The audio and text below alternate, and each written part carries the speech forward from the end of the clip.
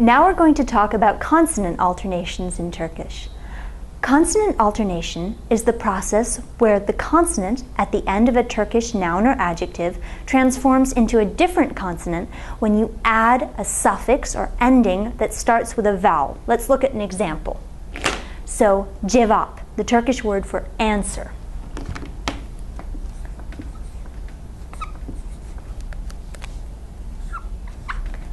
When we add a suffix that begins with a vowel, like the possessive suffix n, this pe is going to undergo consonant alternation. Let's see.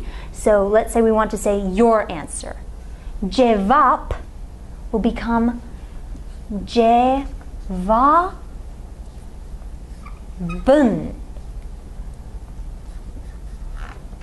Your answer. Pe is one of 4 consonants in Turkish that undergo this kind of consonant alternation. Let's look at what they are. So, we've seen that pe at the end of a Turkish word can become be when you add a suffix that begins with a vowel. There are 3 more. Che at the end of a word can become je when you add a suffix beginning with a vowel. Te at the end of a word can become de when you add a suffix that begins with a vowel. And finally, ke at the end of a word can become a soft G when you add a suffix that begins with a vowel. So, yumuşak G. Let's look at some examples with these 3. So, for example, the Turkish word for tree, ağaç,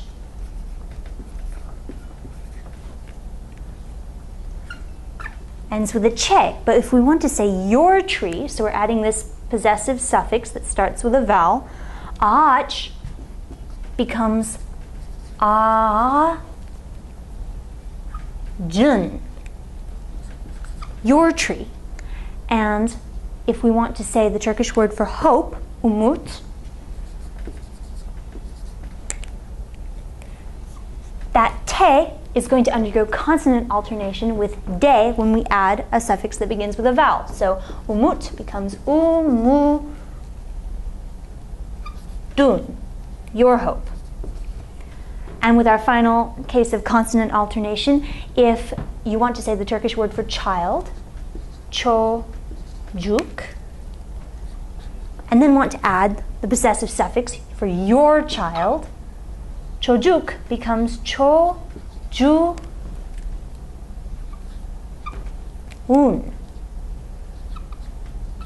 So that K became a yumuşak G because of this suffix that starts with a vowel.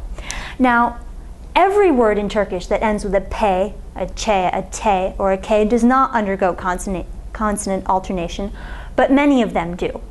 Another note, if you are adding a suffix that begins with a vowel to a proper noun, like a name of a place or a person, consonant alternation may occur, but it won't be written.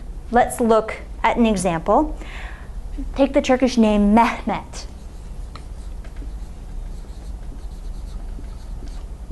If you want to add genitive suffix to Mehmet, so to say Mehmets, you would say Mehmettin.